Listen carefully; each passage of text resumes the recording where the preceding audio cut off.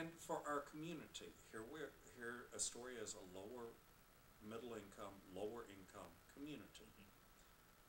There are folks, the majority of the parents in this church, their kids receive free lunch or reduced lunch.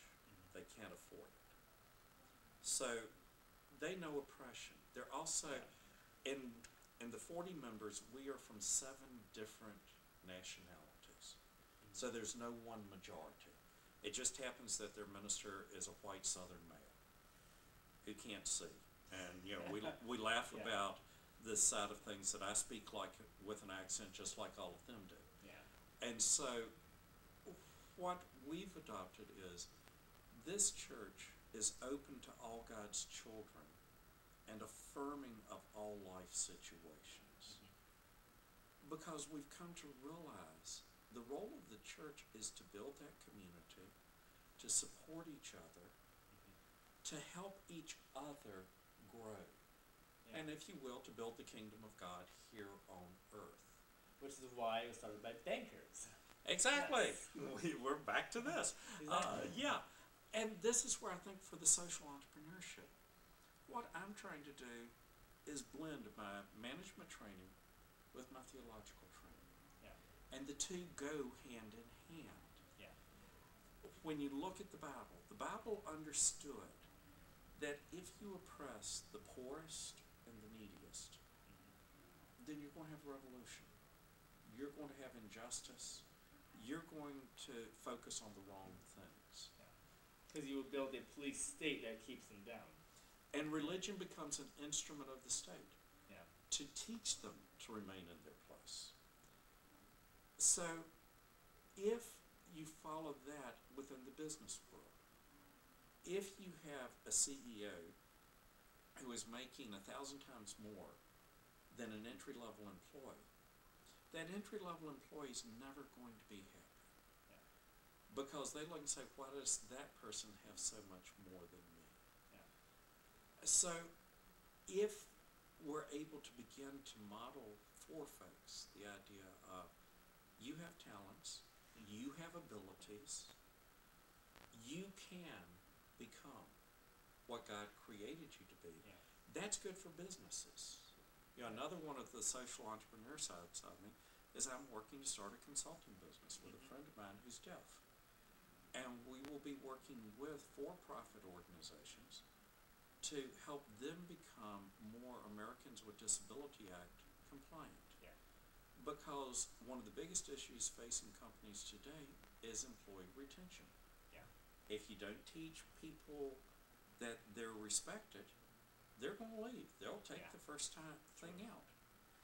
And so working with them to bring justice in. So this begins to spread into the whole community and begins to open up possibilities for every side of life, really. In fact, I've often told my own students about companies that practice those kind of values. One of them is called SAS, S-A-S. They're a computer software company based in, I believe, North Carolina, and they do everything that they can to keep their employees happy, develop their creativity, and as a result, they have very, very low employee turnover rates. People are begging to get into the company because they are so happy, all their needs are taken care of, and because the company saves so much on recruitment purposes, they can use the savings for employee improvement, for babysitting, for golf courses, for tennis courses, for creativity workshops, and as a result, then it improves the employee happiness and makes them better employees for their customers. There's a carpet company down in Georgia, I'm trying to remember the name of it, that was beginning to go bankrupt.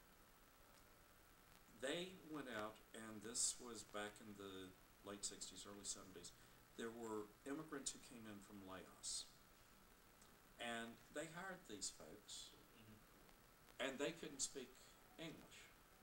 And there were real problems between the folks from Georgia and the new immigrants.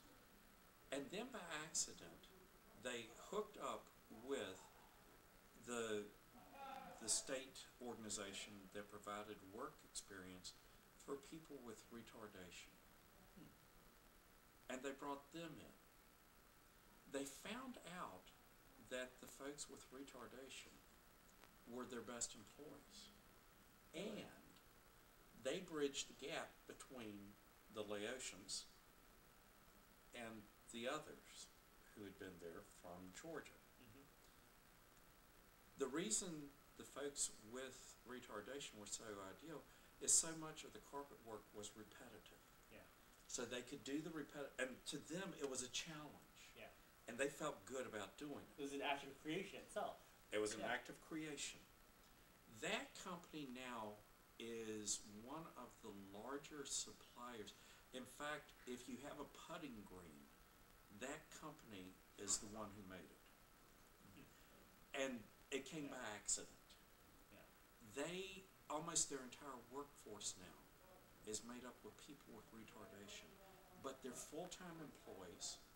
They are not paid at a reduced rate. They are encouraged to go to the level they can. Yeah. The Laotian community has come in, and the reason they liked working with these folks is these folks, when they couldn't understand what was being said, kept asking why.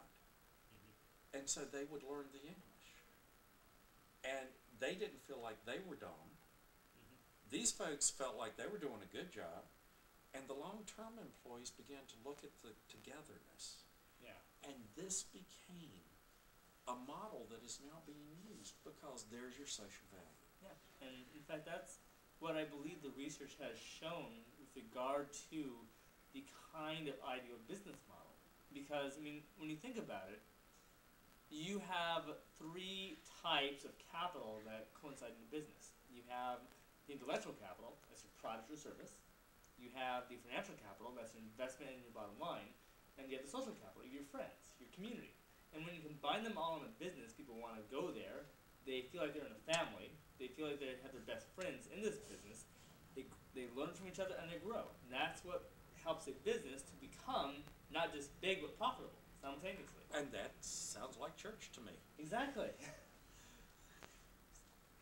So I think what we are getting at is, as a hybrid between a business person and a church person, you are helping to spread a model that is very valuable at this exact point in our history and society, where the notion of community is being lost, where Yes. people are spending so much time working in corporations, or they don't have jobs at all. And so, if they aren't working, they have no friends around them, no neighbors. They don't really even talk to anyone. They just spend all the time watching television, consuming entertainment. And this is why we have a society that's very unhappy, because we have so many people at the extremes, either overworked or underworked. And I think what you're saying is that when you have this model, people find fulfillment, they find productivity, they find their family, and they find creativity, all in the same place. You're helping me understand something, and I want to use an example that fits what you're saying. When the church started talking about moving towards this idea, it split. There were those who said, no, we've got to keep what we have. This is what has to be there. The community said, we've always had this building, so you can't tear it down. Now, we're not going to come to it, and it's falling apart, but you can't tear it down. People would come to church, and they would sit at great distance from each other, and they never talked to each other. And they didn't look real happy. If you came to our church today, you would see people sitting closer together, not too close. This is New York. When you finally found a place you can have a little space, you take it. But we have a 2-year-old who I've nicknamed Dora the Explorer. Her real name's Victoria.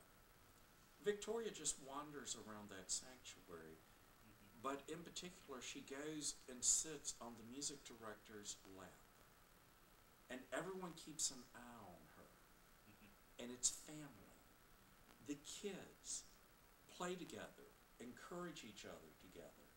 The parents, right now, while we're here, one of the dads has a group of the kids over at the Mets game because another parent through work was able to get tickets to the Mets game. This never happened up until about 4 years ago. Yeah.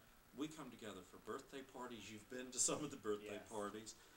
It's become community, and it's what you're talking about. Yeah. People who care about each other, who want the best for each other. And when people come in, they experience that warmth. It's not, how do we get you in here so we can have more members? Yeah. It's, here we are, come and join the fun. Because when it's all about just attracting more members, it's not very meaningful. It's just another pitch by a church or a company. But when you have a community, it makes your life a